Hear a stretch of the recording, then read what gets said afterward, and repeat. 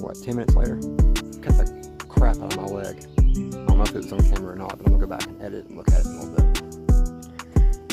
But I'm not dead. That's a 100% definite plus. And I'm not being rushed to the hospital, so again, pluses all around. Hallelujah.